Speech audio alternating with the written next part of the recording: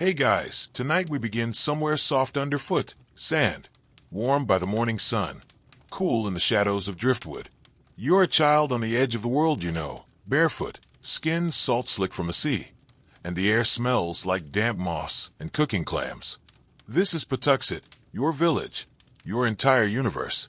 You're quick with your hands, sharper with your eyes, and even now, as you wrestle with the particularly slippery fish, you're half listening for your older cousin to call you back toward the fire. Life is loud with laughter and quiet work. The seasons marked not by calendars, but by the timing of corn, herring, and snow. So, before you get comfortable, take a moment to like the video and subscribe, but only if you genuinely enjoy what I do here. And hey, let me know where you're listening from and what time it is. I'm genuinely curious. Now, dim the lights. Maybe turn on a fan for that soft background hum, and let's ease into tonight's journey together. You grow up in a rhythm older than ink.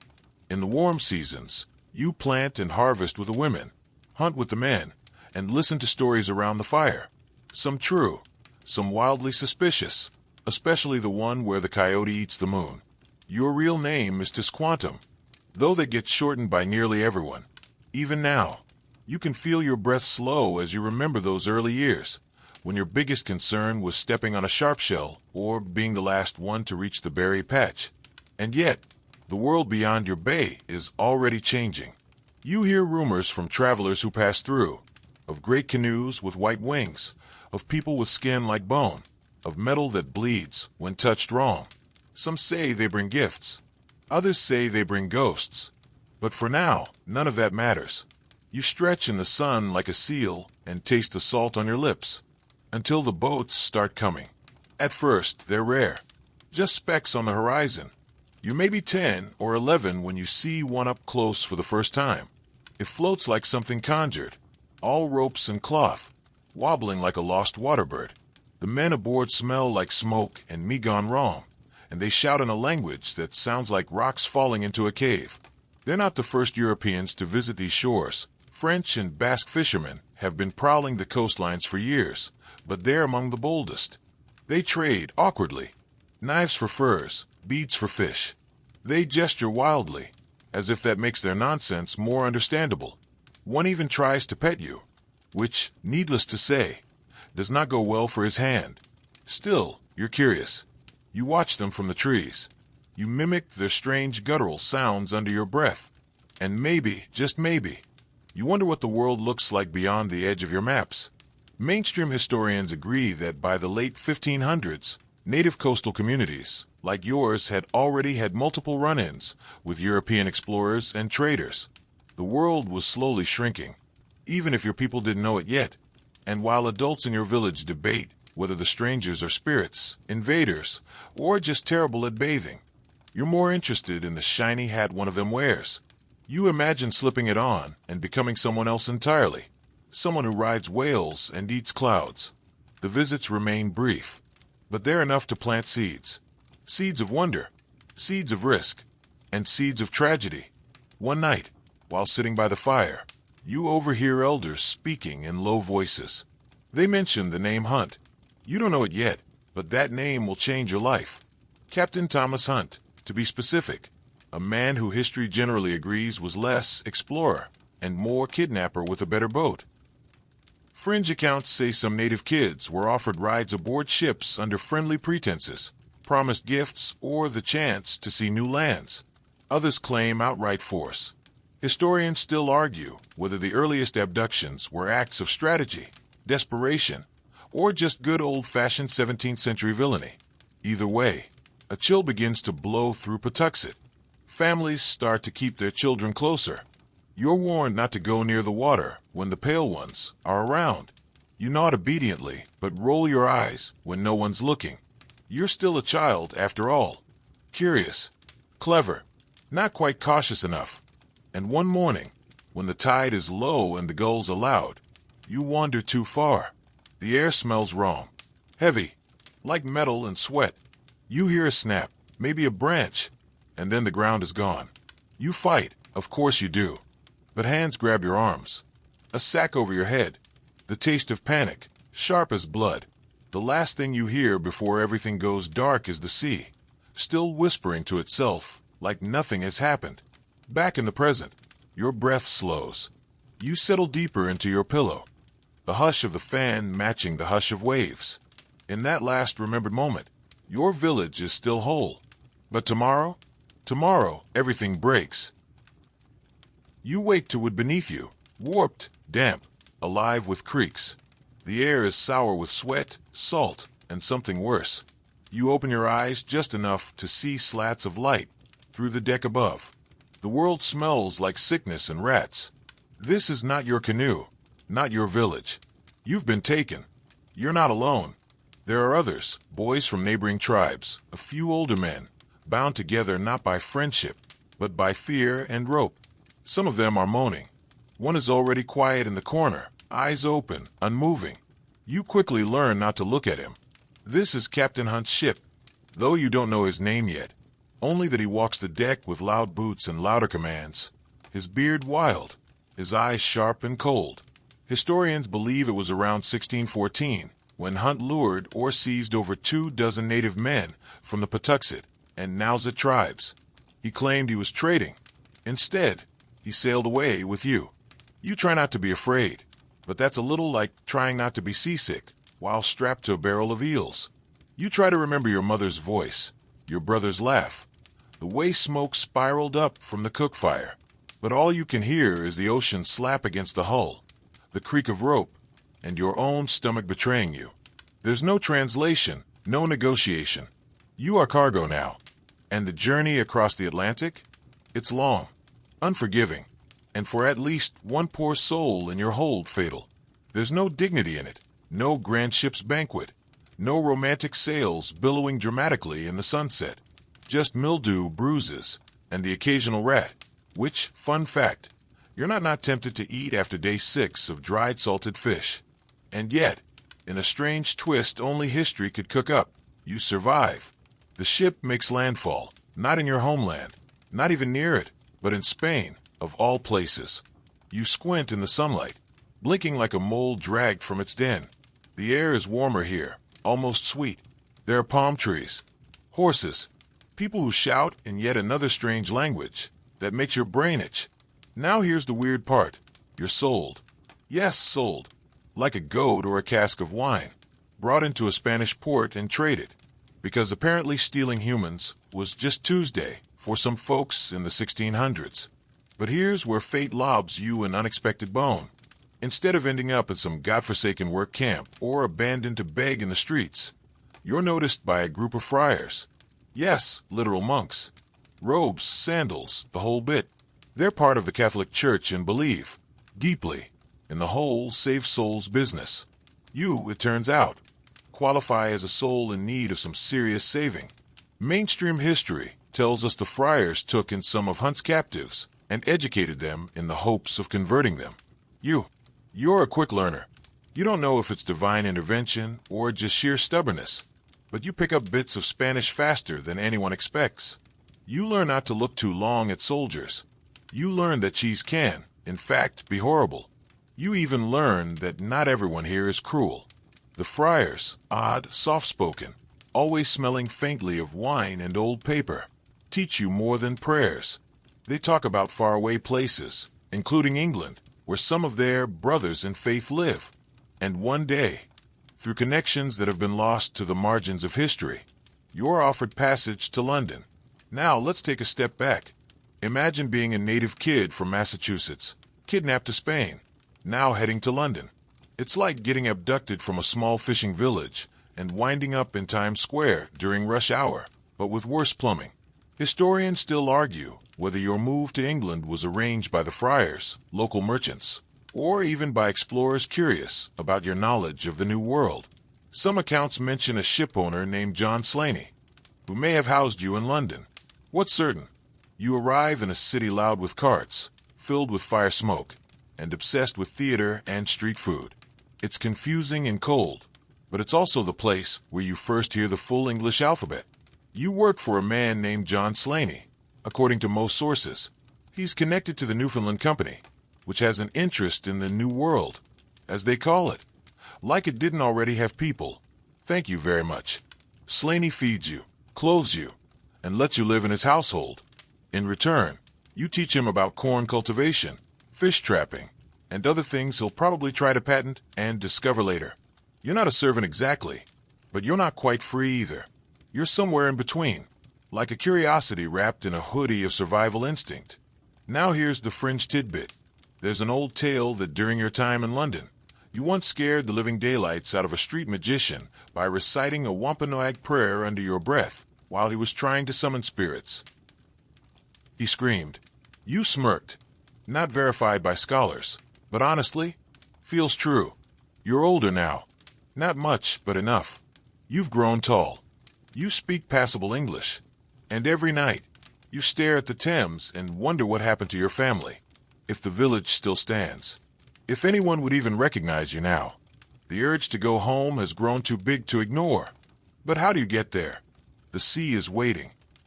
You stand on the docks of London, breath frosting as you watch sailors curse at crates, ropes, and seagulls with no sense of personal space. Your fingers are calloused now. You wear shoes, uncomfortable, narrow things, and your English is good enough to eavesdrop without looking confused. You're not a child anymore, but you're also not quite yourself. You walk like someone split between two worlds, which, funnily enough, you are. The chance to return home comes on a ship named the John and Francis, sailing back to Newfoundland first, then to the New England coast. It's not exactly a first-class cruise, more of a wood-plank stomach workout, really, but it'll get you there. And after everything, you take a barrel if it floated. You board with little ceremony. No family to see you off. Just a deep breath and a silent promise. You're going back. You'll see Patuxent again. Now, mainstream history notes your departure around 1619. By then, you've spent about 5 years in Europe. 5 years of learning, waiting, surviving. You know how to handle a ship's creak. You know not to eat the salted pork unless it smells like less than 3 kinds of regret. And this journey, compared to your first across the Atlantic, almost relaxing. At least no one's tied you down this time. But there's still that edge of unease, because nothing in your life has gone to plan.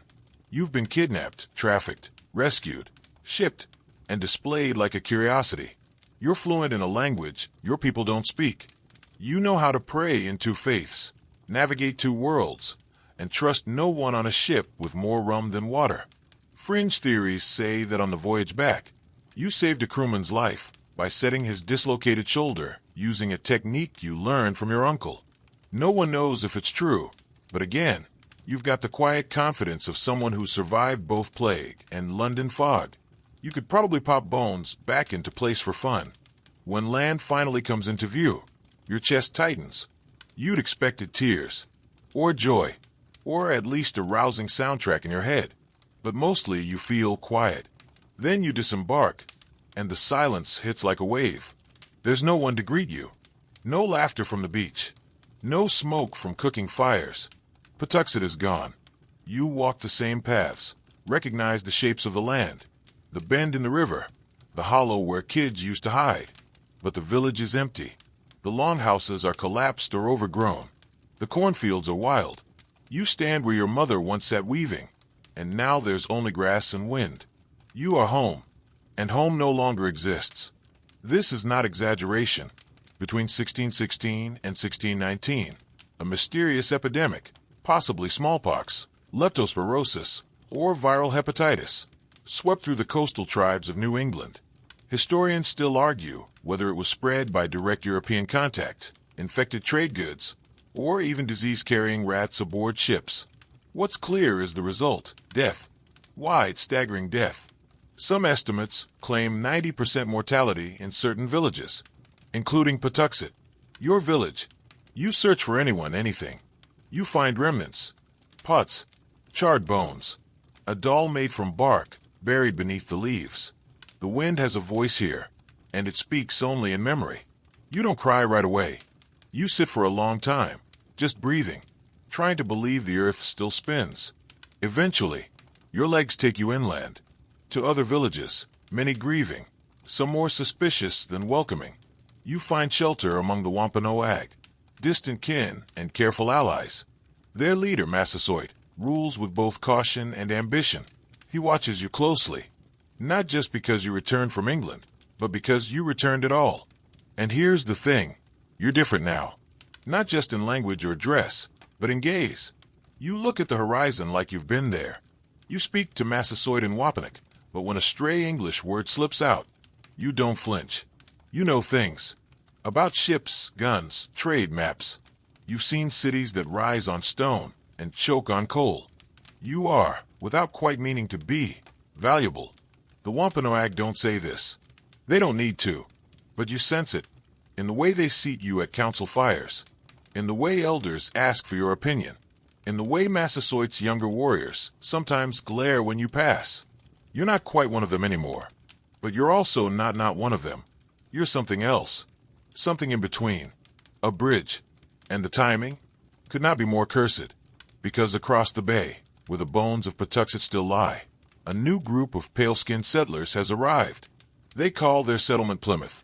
They're English. They're cold. They're hungry. And they have no idea where they've just built their homes. On your ancestors' graves. The winter wind slices in from a sea like it's angry at everyone. And honestly, you get it. The landscape is harsh now. Snow crusts over the ruined land of Patuxet, and the newcomers at Plymouth shuffle like ghosts wrapped in wool. You watch them from the trees at first, just to see what they're doing. Spoiler, mostly starving. They're clumsy. These English settlers. Not in the funny, oops, I dropped my tea way. More like, we don't know what plants are edible or how to not die in March kind of way. You spot them digging desperately in half-frozen earth, stumbling across rocks. And this one makes you snort, actually stealing corn from caches left by native communities for winter survival. Not just stealing. Badly. They don't even bury the holes back up properly. First rule of respectful food thievery, cover your tracks. Still, there's something desperate about them. Something childlike and pitiful. Some look up at the sky like they're waiting for it to apologize. You know this place they've landed in. It was your village, your paths, your childhood. They call it Plymouth now, as if it didn't have a name before. You don't approach them. Not yet. You don't trust them, and for good reason. People like this kidnapped you before. People like this sold you like fish in a market. But you watch, and then something strange happens. They stay. Despite the cold, the hunger, the awkward lack of basic woodcraft, they stick around. One of them, a man named Captain Standish, walks with the determined aggression of someone who's definitely started at least one bar fight. Another, Governor William Bradford, writes obsessively in a journal. Their leader types are just barely keeping things together. Historians note that by early 1621, nearly half of the Mayflower passengers had died of exposure, malnutrition, or disease. Graves lined the settlement. They buried their dead at night to avoid appearing weak to local tribes. You wonder if they know what ground they're burying them in. And while you observe from a distance, another figure steps forward, Samoset. You know him. He's from farther up the coast, an Abenaki Sagamore who's picked up some English through earlier contact. One day, with the kind of energy only someone supremely done with everyone's nonsense could carry, he walks straight into the settlement and says, "Welcoming Lishmen." Just like that. Not hello. Not you're on sacred land. Just, welcome. Like he's showing up to a dinner party uninvited and unfazed. The pilgrims blink. Some nearly drop their spoons. They panic a little, but they're also amazed. A native man speaking English? In this wilderness? In this year of our Lord? The door creaks open, metaphorically speaking. A few days later, Samoset returns, with you. Let's be clear. The first time you walk into Plymouth, everyone loses their minds. You've got the hair, the dress, the posture of someone who very clearly belongs to this continent. But then you open your mouth and speak fluent English. Smooth, calm, better than some of them. You ask if they enjoyed the corn. You smile while they stammer. You make eye contact with a man holding a musket and offer planting advice. You are the moment. The settlers are stunned.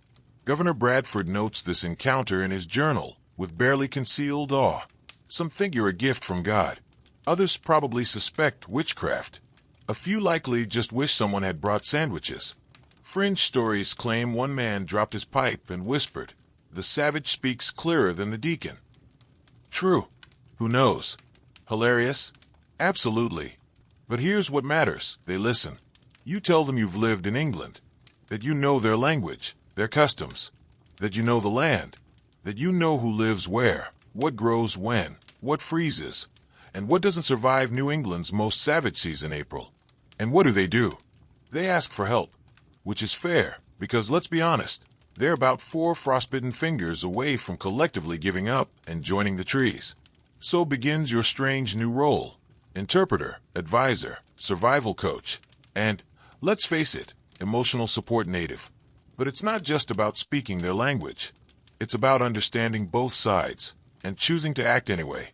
Historians still argue whether you helped out of kindness, political strategy, or a complex mix of grief, purpose, and might as well since you're here. The truth is probably all three. You've lost everything, but maybe you can build something new. Not for them, for everyone. You guide them toward peace talks with Massasoit. You help explain the tribal dynamics of the region. You caution against raids. You clarify that no, shouting doesn't make things more understandable. You teach them how to fertilize with fish, when to plant corn, and how to tell poisonous roots from the kind that won't murder your intestines. You also probably have to explain more than once that the forest is not, in fact, trying to eat them. Just most of it. And so, little by little, the settlers begin to survive. Because of you. Not entirely, of course, but undeniably. You, to Squanto, as they pronounce it, stand between worlds. Not quite home in either, but necessary to both. And as the snow melts and the earth softens, something else takes root. Hope. Spring arrives like a sigh after a scream. The snow melts reluctantly. The river stretches and groans, and birds return like they never left anyone starving. You walk through the Plymouth settlement as someone who doesn't belong, but is needed. Eyes follow you everywhere, with equal parts admiration, suspicion, and confusion. You say good morning in English, and someone still flinches like it's witchcraft. Relax, John. It's just a greeting, not a curse. You move easily between the fields and the forests, between the English and the Wampanoag, between names. To them, you're Squanto. Your real name softened, blunted by their mouths.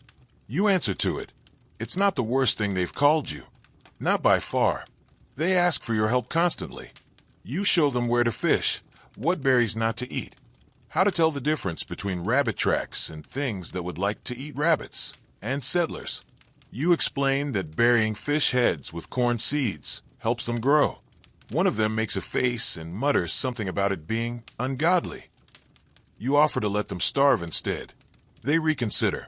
Mainstream history credits you with teaching the settlers essential survival tactics: planting maize, fertilizing crops, sourcing maple syrup, and even identifying medicinal herbs. Your help turns their settlement from a slow-motion disaster into something almost sustainable. Almost. But it's not just farming tips and edible roots. You become the translator during the first fragile talks between the English and Massasoit, the Wampanoag sachem. He doesn't trust the settlers. Can you blame him? They look like trouble, they smell like mildew, and their weapon-to-blanket ratio is alarming. But you're there. So he listens. The meeting is tense, like watching a porcupine and a raccoon negotiate territory. But you smooth it over. You explain customs. You guide the rhythm of conversation. You swap metaphors, explain jokes, soften edges. A treaty is made.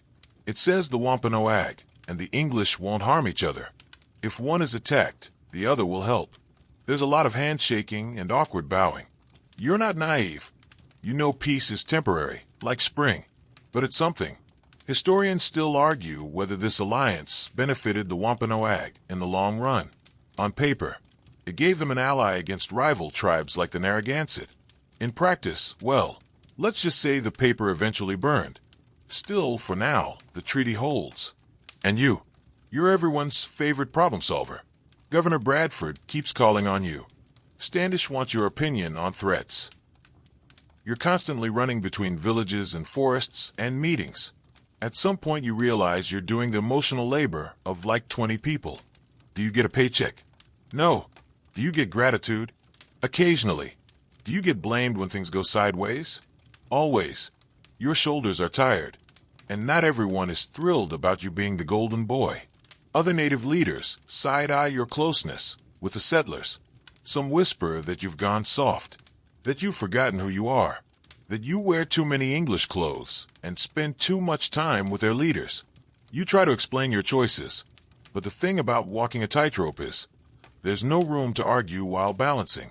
Meanwhile, the settlers grow more dependent. It's like teaching someone to ride a bike, but every time you hand over the handlebars, they ride into a tree, then blame you for the tree. Still you try. You take part in the construction of new homes. You share legends around the fire, translated slowly into English, which really doesn't do justice to the punchlines. You even introduce them to wampum, beads made from quahog shells, used in diplomacy and record-keeping. The settlers, they immediately misunderstand and assume it's currency. Of course they do. Fringe tidbit time. There's a story that one settler, after learning how to make wampum, tried to mass-produce it and accidentally invented the first recorded case of inflation in New England. He ended up with a barn full of worthless beads and a reputation as the shell guy. No one sat near him at meetings after that. Despite everything, there's a rhythm forming. You walk the perimeter of this strange new life, like someone checking fence posts. At dawn, you teach planting. By noon, you translate peace terms.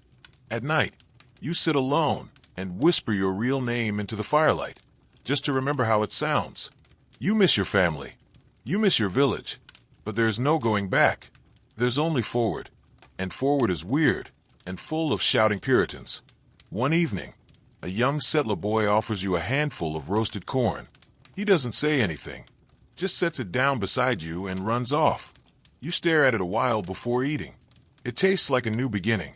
Or maybe just a reminder that not all gestures come wrapped in treaties. You are the bridge.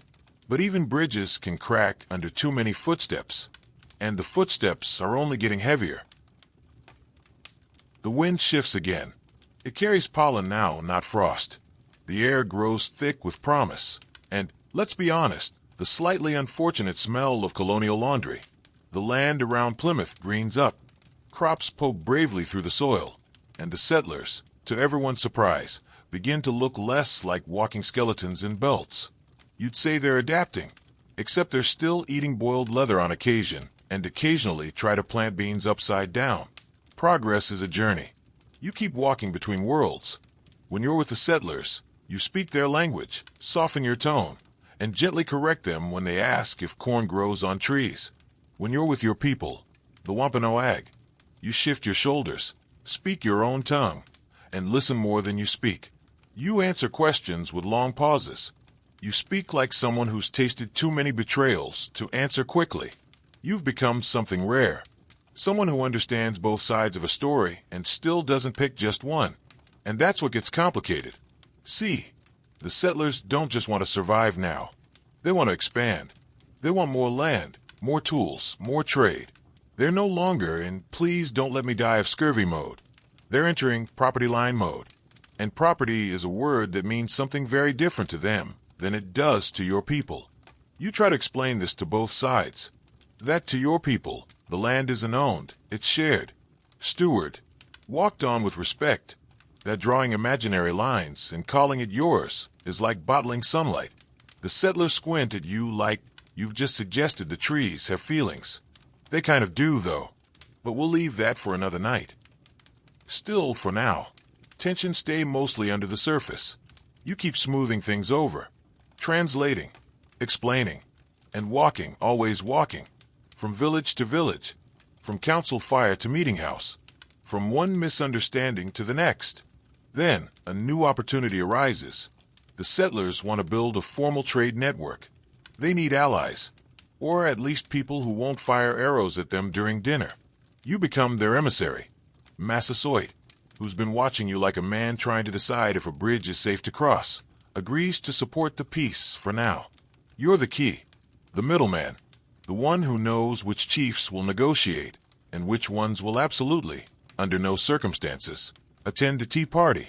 Historians point to this period as one of cautious collaboration. Some tribes, seeing the settlers as a possible counterbalance to enemies, agree to meet. Others keep their distance, and a few watch silently, waiting for someone to blink first. Your journeys grow longer. Sometimes you're gone for days. You sleep under trees, carry messages, and dodge both politics and poison ivy with equal skill. You eat whatever you can find: berries, smoked eel, once a squirrel that tasted like bitter regret, and keep your eyes on the horizon. During one of these trips, you return to Plymouth to find something odd. The settlers miss you. Governor Bradford says things like, "Ah, Squanto, we've been at 6s and 7s without you," which you think might be a compliment, though you still have no idea what it means. Miles Standish greets you with a clap on the back, so hard you nearly fall over. You're not flattered. You're worried, because while you were away, they fell into old habits. Miscommunication, panic. There was almost a skirmish with a nearby village over a fishing spot. You have to sit down with everyone and explain, again, that borrowing someone's canoe is not a sign of friendship. You start to realize they don't just rely on you, they depend on you. And that kind of dependence, it gets dangerous. Not just for you, for everyone. Fringe accounts say that during this time, you began keeping notes, small carvings, or tied bundles of sticks to track which settlers owed which favors to which tribes. A kind of emotional ledger, not to hold grudges, just to remember who said what when. Because memory, in a place like this, can be weaponized. One day, while walking through a quiet patch of forest, you stop, you close your eyes, and you wonder, if you disappeared tomorrow, what would happen? Would the fragile peace hold? Would everything fall apart? Would the settlers starve again? Or would someone else step forward? Or would history simply forget you? You shake off the thought. There's no time for philosophy. You've got another mission. Another set of travelers, Englishmen, have arrived on the coast. Not the Mayflower folks. A different group. You're sent to greet them, translate, and basically do the usual. Smile, interpret, and try not to lose faith in everyone involved. This new group isn't like the others. They're louder, less respectful. They ask more questions, but listen less. One of them refers to you as the Red Gentleman, and you manage not to throw him in the river, which is personal growth. Historians still argue whether this influx of new settlers disrupted your careful work or simply accelerated the inevitable. More people, more land pressure, more chances for conflict. But what's clear is this: things are shifting. The settlers are growing. The patience of local tribes is thinning.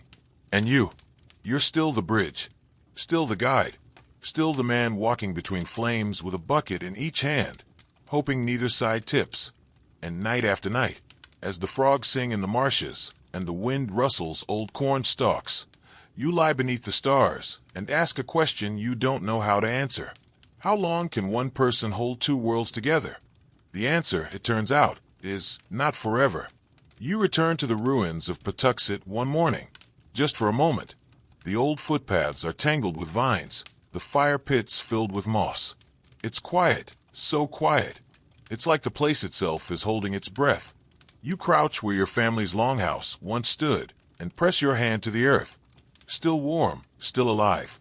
But everything else is gone. You sit there for a while, letting the wind do the talking. You remember laughter, smoke curling from a cooking fire, your brother wrestling a salmon out of a shallow stream, your mother humming. You close your eyes, and for a second, you pretend it's all still there. Then your stomach growls, and history, unromantic as ever, yanks you back to the present. You rise and head toward the Wampanoag village nearby. They've welcomed you, but cautiously. You're always a little too English for them now, a little too polished in your speech. You talk like someone who's seen cities, and they've noticed.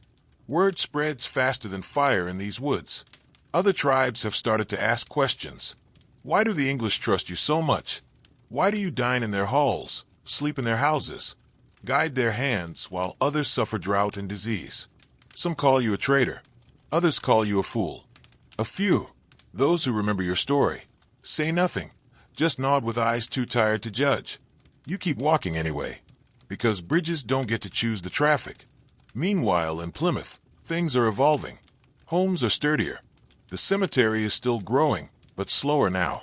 There's more structure to the chaos. And just like clockwork, when people get comfortable, they start getting ambitious.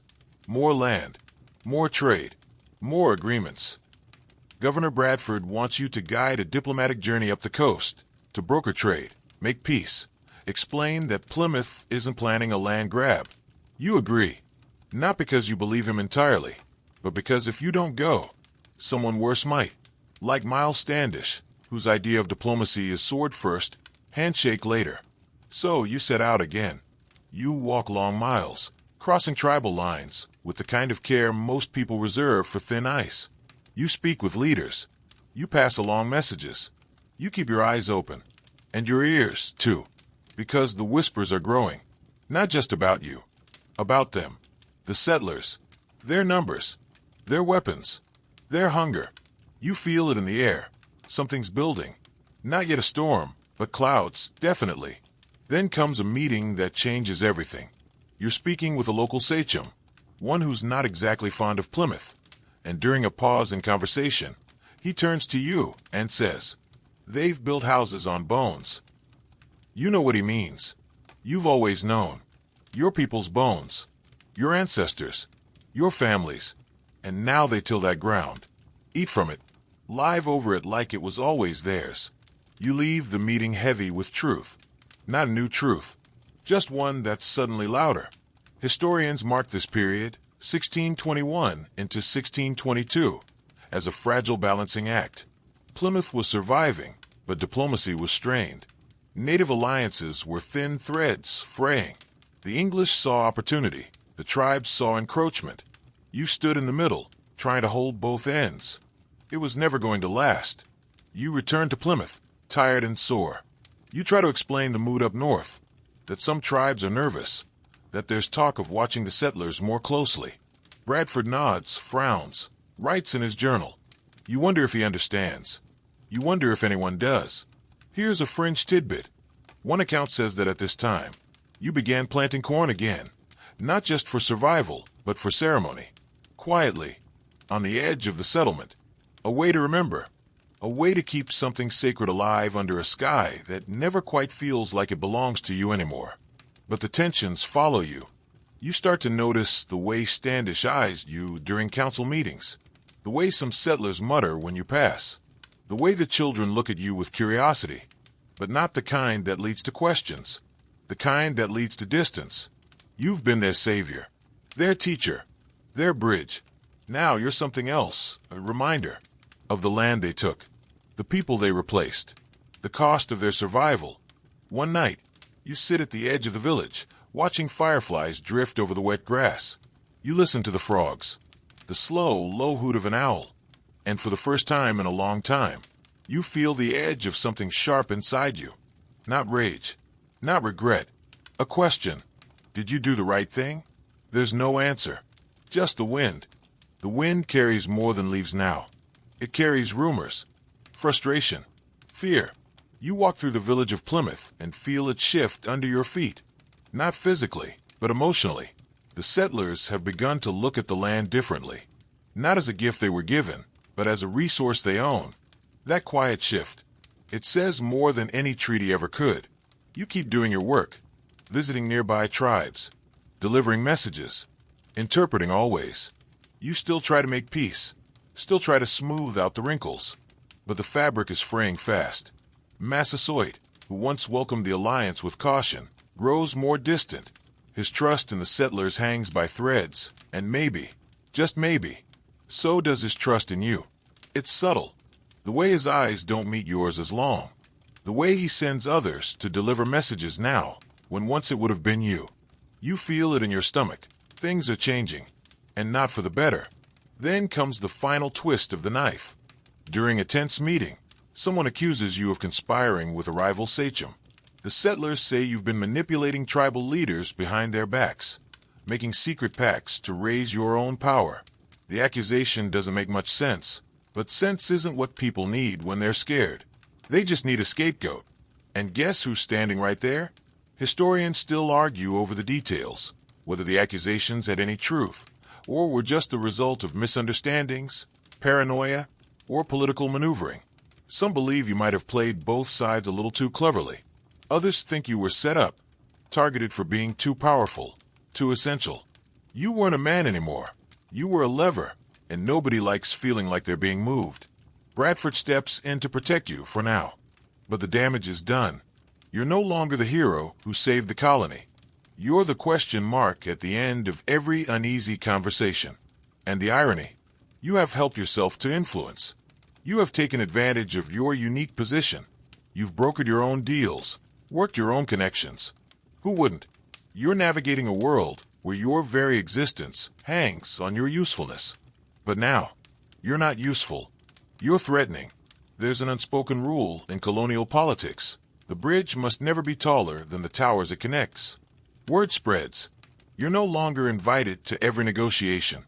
Your opinions are weighed more cautiously. The warmth cools. Among the Wampanoag and other tribes, things aren't any better. You're no longer trusted. Some call you a Patuxet who forgot where he came from. Others say you're a puppet, a cautionary tale. You try to explain, try to clarify, but bridges don't get to defend themselves. They either hold or they fall. There's one meeting that seals it. You're with Massasoit again. It's been months. You greet him warmly. He nods, but coolly. He says little. You offer news of the English. He listens, but doesn't ask questions. Then, as you prepare to leave, he says, "You walk too far in their world, Squanto. I don't know where your feet touch the earth anymore." It's not anger. It's disappointment, which is worse. You walk away from that meeting with a hollow you can't fill. Not with corn, not with fish, not even with prayer. And yet you keep going. Because what else is there? You still guide the settlers when asked. You still translate. You still try to ease tensions, even as they rise like smoke from a fire you didn't start. You walk slower now. Not from age, from weight. You return to Plymouth one cold morning and find that someone has taken down the little bundle of wampum beads you left by the meeting house. No one mentions it, but someone did it. Silently. Intentionally. Another message. Another crack. There's a fringe tale that around this time, you began speaking more often to the birds, especially the crows. You'd toss them crumbs and whisper secrets to them, half in English, half in Wampanoag. Maybe they carried your words to the trees. Maybe they were the only ones still listening. You feel your health slipping, too. Your chest tightens some days. Breathing becomes effort. You brush it off. You've been through worse. But the cough lingers. And somewhere deep inside, you know, your time is shortening. Still, you stay in motion. Keep advising. Keep translating. Keep standing in the middle of a field where no one wants to meet anymore. It's not glorious. It's not even noble. It's just what you do. Because someone has to. Because even if the bridge is burning, someone should be there to say, "It was once strong." And for now, your feet still touch the earth. The days shorten again. The trees drop their leaves like shrugged shoulders. The air smells of wood smoke, wet leather, and unspoken tension. You wake to frost on the edges of your blanket, and a cough that won't quite leave you alone. It scratches behind your ribs now, like a warning. Still you move. You're asked, one more time, to lead a journey. The settlers want to speak with a sachem farther north, someone who's been making waves. Canonicus, leader of the Narragansett. He's strong, strategic, and absolutely not interested in playing nice with the English.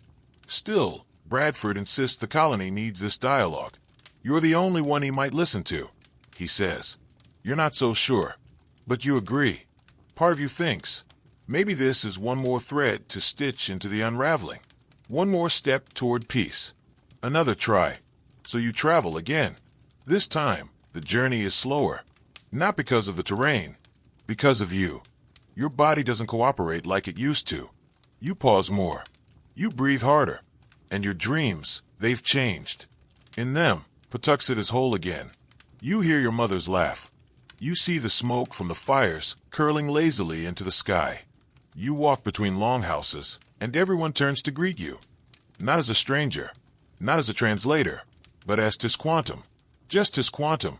But when you wake, it's only birdsong and coughing. You make it to the sachem's lands. Barely. And then your body says, no more. There's no battle, no drama, just a slow fade. Your strength leaves like the tide, quietly, predictably, and all at once. According to Governor Bradford's own journal, you fall ill suddenly while on the journey. You're taken to a nearby native village, and they make you as comfortable as they can. You ask for prayers, not just the English kind, not just the Wampanoag kind. You want them both. Every word, every blessing, every whisper you've ever known. And that's so you. You've always stood between two fires. It only makes sense that you'd leave in both their light. Some say you knew it was the end, that you asked someone to make sure your belongings were returned to Plymouth, that you gave thanks, that you apologized for nothing. Historians still debate what illness took you. A fever, an infection, something that had been building all this time, hiding in your bones? No one can say for sure, just that the man who once crossed the ocean, who outlived his captors and came home to ashes, finally let go. And what did the settlers do? They buried you with honor, not at sea, not on foreign ground, but in the soil of the land you fought so hard to hold between your hands, somewhere near the coast, where the trees still speak your name if you listen hard enough. You didn't get statues. Not then. You didn't get your story written in gold. But you got something better. You became a memory no one could quite erase. Even those who feared you remembered you. Even those who misunderstood you relied on you. And even those who never knew your full name, to Squanto, felt your presence every time they planted corn and wondered why it grew. Here's a fringe detail most history books skip. In the decades after your death, some Wampanoag elders said they still heard your voice in the wind that passed through Patuxet's ruins. Not words, just a hum, like someone breathing through the trees. A kind of low, persistent reminder. You were not a symbol. You were a man. But your life became something people needed to turn into a symbol. Some called you a traitor, others a saint, a tool, a miracle, a spy, a savior. You were all and none of those things. You were to Squanto. You lived. You lost. You adapted. You helped. You grieved. You tried. And trying, it turns out, is the most human thing there is. Your story doesn't end neatly. It fades, like the smoke from an old campfire. The settlers survive. Barely. Then thrive. Unevenly. History marches forward with its usual amnesia. But in quiet moments, on windy nights, when someone lights a fire and listens close, your footsteps echo again, along the ridge, through the pine, over the bridge that once held two worlds, still holding, even now. You're gone, but not really. The soil still holds the shape of your footsteps. The settlers plant corn, harvest squash, and dry fish along the same shoreline where you once taught them how not to die of stupidity. They still talk about you, some with reverence, others with revisionist charm. You're in their journals, in their letters home, in their fireside tales, where they embellish a little more each year. You've gone from man to myth, and myths, well, they have a habit of getting rewritten. Bradford writes about you in his journal, calling you a special instrument sent of God. High praise from a man who still doesn't believe in dancing. You're portrayed as a miracle worker, a godsend, a translator who appeared at just the right time. Not a man who was kidnapped twice. Not a man who returned to ash. Not a man who tried to stitch together a world that was already tearing. Historians still debate whether the settlers truly understood who you were. Some argue they genuinely admired you. Others say they saw you as convenient. Some even suggest they feared your power, the way you could speak both languages, walk both paths, and blur the line between them and us. Because that kind of in-between, it makes people nervous. But while the English are writing journals and reports, your name carries differently among the Wampanoag. Some speak it with pride. You tried to guide something new into being. You navigated a nightmare and brought back knowledge. You were, for a time, their voice to those who couldn't hear them. Others speak your name with bitterness. You helped the invaders survive. You built a ladder for those who would later tear down the house. And some, they say nothing, because the silence says more. Even today, in certain quiet corners, you're remembered less for what you did and more for what your story represents. The impossible choices faced by the first people in the path of empire. To fight, to cooperate, to survive. And what happens when none of those paths lead home? Here's a fringe tidbit. In the years after your death, one English settler reportedly carved your name, Squanto, into a tree near Patuxent. Not to honor you, to mark a boundary. Your name became a signpost. Beyond this point, danger. This land was claimed. And somehow, that single word, your nickname, was repurposed as a piece of ownership, as if you could ever belong to anyone. Meanwhile, life goes on. The Wampanoag continue their struggle to maintain autonomy. Massasoit, who once trusted in the treaty you helped forge, grows older and more cautious. The settlers expand. Slowly, relentlessly. They build more houses, clear more land, push further into places where other nations live. Treaties are tested, then broken, then forgotten. And you become a memory carried by both sides, each shaping it differently. Some school books will one day teach children about you with smiling illustrations. Squanto helped the pilgrims plant corn, they'll say, as if you were just some helpful cartoon who popped out of the woods with a shovel and a thumbs up. No mention of the kidnappings, the betrayals, the graveyard that used to be your home. No mention of the fact that every kernel of corn they plant is grown in the shadow of loss. But some people will know. Some will teach the whole story. Some will walk through Patuxent, now called Plymouth, and feel the ground shift beneath them. They'll hear the wind in the reeds and wonder whose name it used to whisper. And if they listen carefully, maybe they'll hear yours, because you never disappeared. Not really. Bridges don't vanish. They bend. They crack. Sometimes they fall. But even in ruin, they leave a path. A hint. A memory of where the two sides once tried, however briefly, to meet. And your story, it's still told. Quietly around fires. Loudly in protests. Softly in bedtime history. You're not a footnote. You're a fault line. You remind us that sometimes survival is the bravest thing a person can do, and that choosing peace in a time of chaos is its own kind of rebellion. You never got your village back. You never got justice. But you got something rare. You were seen. By both sides. For better and worse. And that, in this fractured, stitched-together world, is a kind of immortality.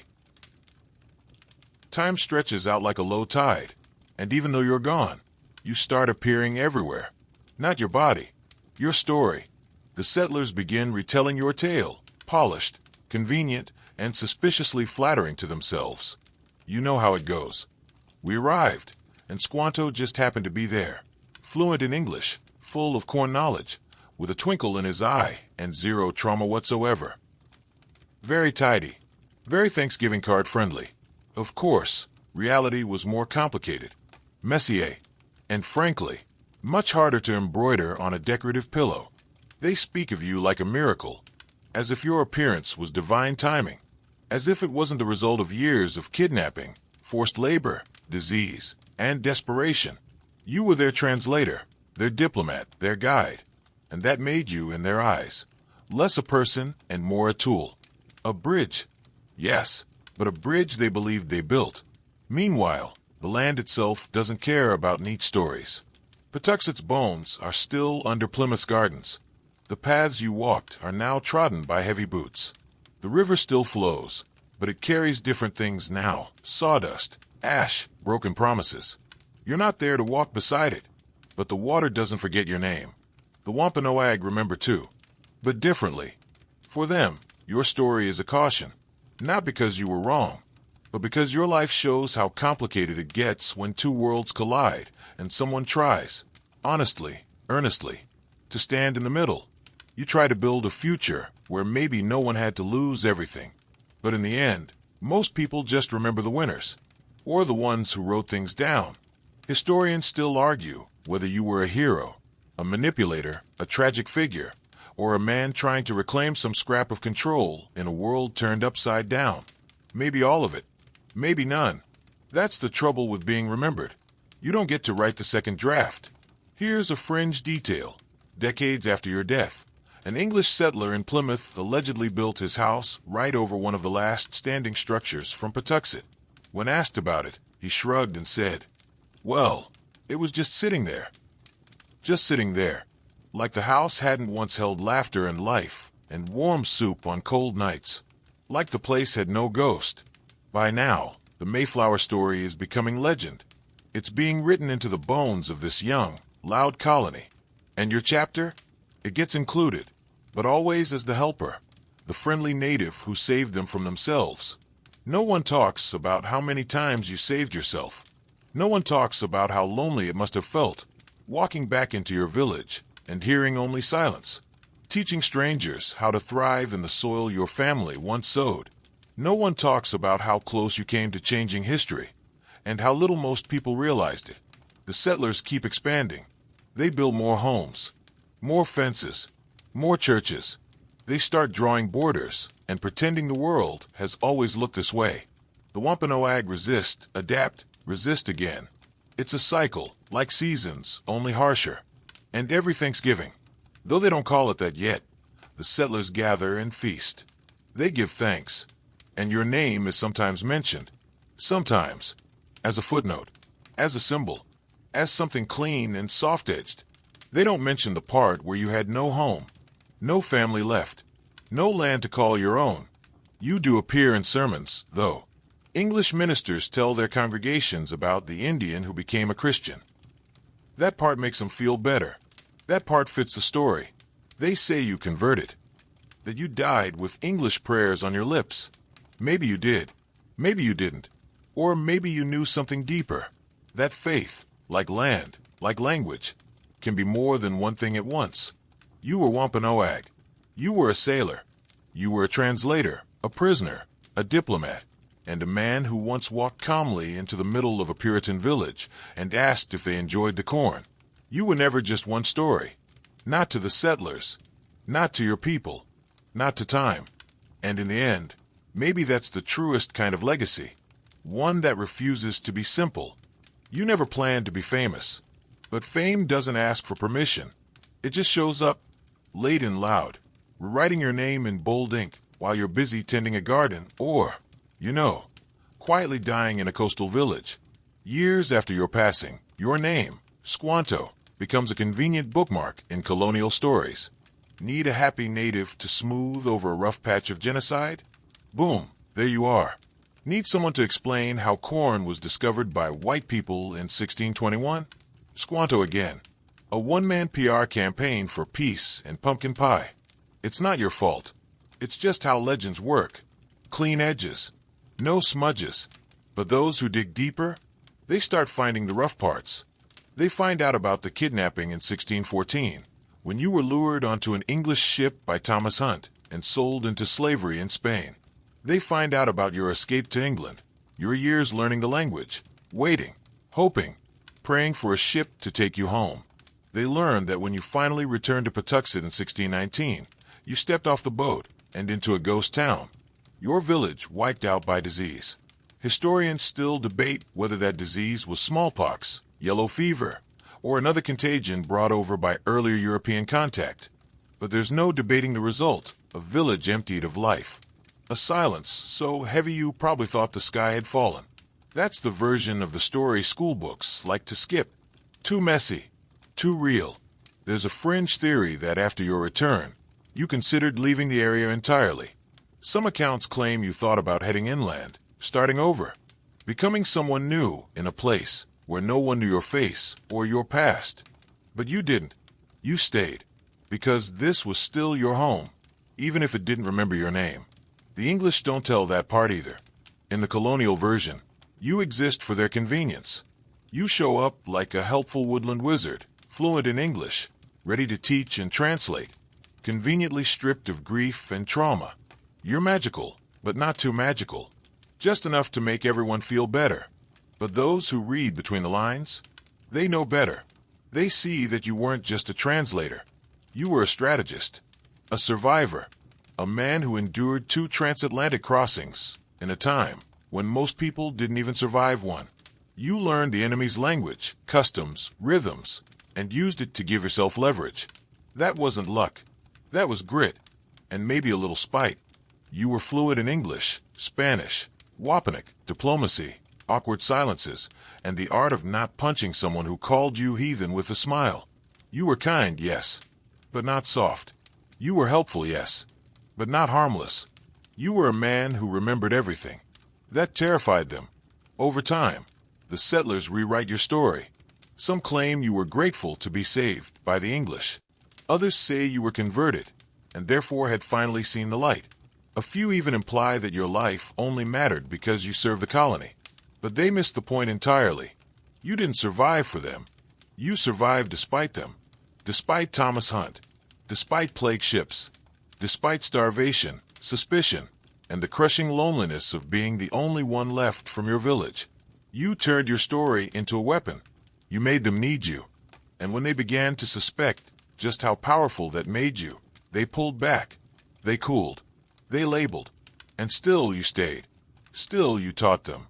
Not because they deserved it, but because you couldn't bear to see others die the way your family had. You gave them knowledge born from pain.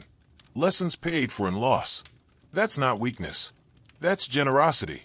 The kind that comes from the deepest well of strength. There's another fringe tale.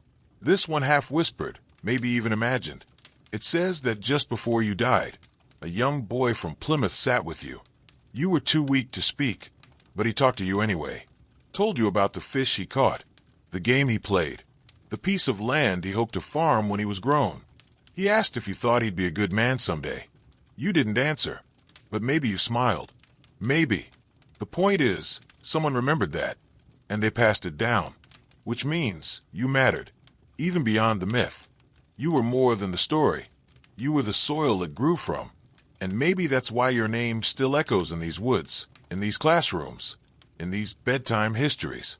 Because you didn't just live through a turning point in history. You were the turning point. By now, your name is everywhere and nowhere. The textbooks have trimmed your life into 2 tidy sentences. The local plaques mention your assistance, but not your sorrow. And every November, you show up in craft projects, paper feather headbands, smiling cartoons, with 3 ears of corn in one hand and 0 historical accuracy in the other. You've become the quiet background in a Thanksgiving story that never quite adds up. Because here's the thing. There was no feast like they say. Not exactly. Yes, in 1621, the English held a harvest celebration. They invited Massasoit and around 90 of his men. It wasn't a polite dinner party with matching napkins. It was a tense, 3-day mix of hunting, awkward speeches, nervous laughter, and watching everyone's hands near their weapons. You were there, of course, because of course you were. They needed you. Again, to translate, to explain why the settlers shot off guns in the air, to make sure no one reached for a bow when the turkey got carved. You stood between them, smiling through your exhaustion, interpreting both words and body language like your life depended on it. Because it did. Historians still argue whether that first Thanksgiving was even meant to include the Wampanoag, or if they showed up unexpectedly, and the settlers simply couldn't turn them away without causing a diplomatic disaster. Some say it was mutual celebration. Others call it political theater. Some even suggest it was a show of dominance. You probably knew it was all of that. You watched the food get passed around. You saw the wary glances. You translated jokes that weren't funny and compliments that sounded like threats. You chewed slowly and thought, how long can this last? Because even a bridge has a breaking point. But of course, they don't teach that part. The modern Thanksgiving version has you smiling beside a cornucopia. Never mind that you'd lost everything. That you'd taught your former kidnappers how to thrive in the land of your dead. They don't talk about that. But let's talk about something else. The legacy you left that isn't carved in textbooks. That is carved in land. Did you know? Some of the agricultural techniques you taught still exist today? Planting corn with fish, an old method, older than any settler's book, became a cornerstone of colonial farming. Your techniques outlasted the homes, outlasted the treaties, outlasted even the memories of how they were learned. Your wisdom fed generations who never knew your name. And your language? Wampanoag. It was nearly lost. Nearly. But centuries later, descendants of the Wampanoag would bring it back to life. Rebuilt from old documents, from memory, from effort stitched together across time. Children now speak it again. Sing in it, pray in it. You were gone, but not erased. That kind of resurrection, it's not just linguistic, it's resistance. And as for you, Squanto, to Squantum, the man too complicated to be a mascot, you're still with us. Not in costume, not in cardboard school plays, but in the way we remember differently now, in the questions we ask, in the way we finally, slowly, start to say, wait, what really happened? There's one more fringe tale, passed along in whispers and nighttime talks, never written in any official record. It says that one of the last things you told someone was this: tell them I tried. Not tell them I succeeded. Not tell them I was right. Just, I tried. You did. You tried to hold peace between two worlds that didn't know how to share a shoreline. You tried to help people who didn't always see your humanity. You tried to stitch together a story that was already fraying before the ink was dry. And still, your name survived. Misspelled, misused, misremembered, but it survived. Because trying, when no one else dares to, is a legacy in itself. And yours, it still walks the coast, wind at its back. You'd probably laugh, quietly, with that wry twist of a smile, if you could see what they've done with your story. There's a state park near Plymouth now.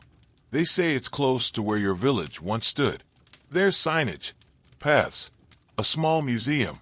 Some placards talk about early interactions between settlers and native peoples, as if interaction were just a handshake and not a matter of survival, betrayal, and grief braided tightly together.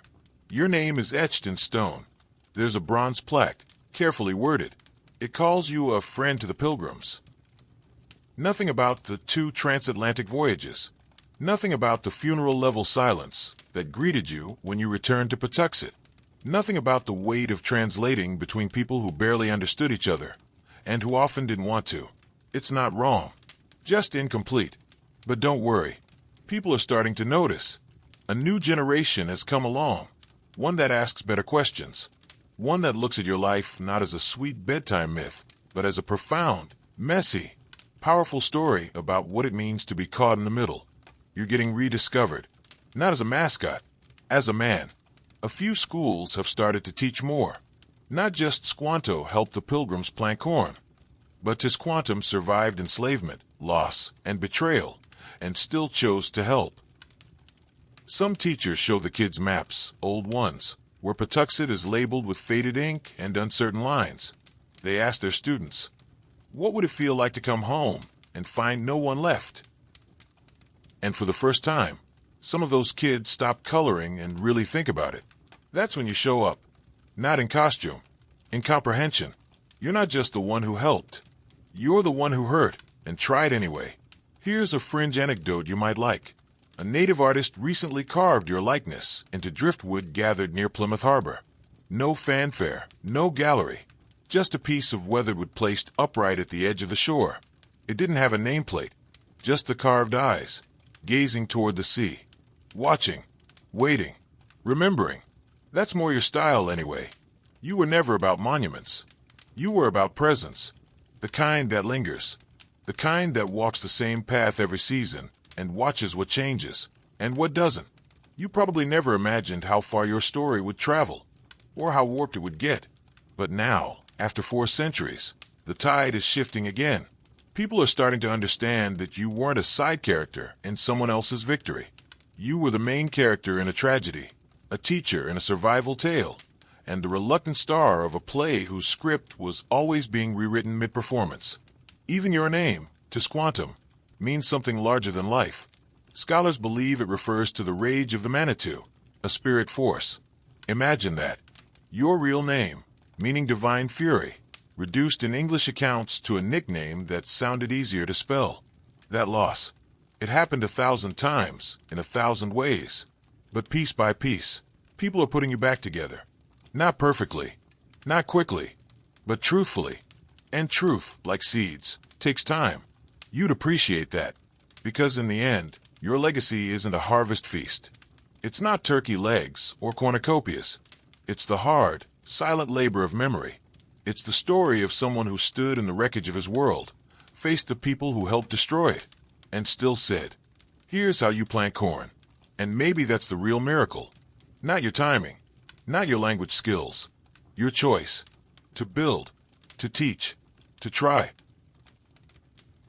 Let's walk one more time. Back to the shore, where the sea hushes against the rocks like it's whispering someone's name. Yours, probably. The wind moves through the grass like fingers flipping through old pages. The scent of salt and pine is thick in the air, and even the gulls cry softer here, like they remember too. You stand in a place that isn't quite Patuxet, but not quite gone either. The longhouses are no longer there. The corn doesn't grow in neat mounds, but something lingers in the soil, something that knows. You crouch down, just like you did when you first returned, fingers digging into the cool dirt. This time, it doesn't feel like morning. It feels like memory, because now your story is no longer hidden, no longer flattened into a child's rhyme or a paragraph in a book written by people who didn't know your voice. It's expanding again, being spoken out loud. You've been lifted from myth and placed where you belong, in history's center, walking alongside the truth. People are learning that bridges are not passive things. They bear weight. They crack. They hold steady even when both sides push in opposite directions. And you were one of the strongest ever built. You didn't just span two cultures. You absorbed them, carried their stories, their mistakes, their fragile hopes. And you didn't do it because it was your job. You did it because no one else could. Here's a quirky little fact, hidden in the corners of the archives. Some later settlers believed that the ghost of Squanto still wandered the woods outside Plymouth, especially on misty mornings. A pale figure who would sometimes be seen near streams or fishing spots.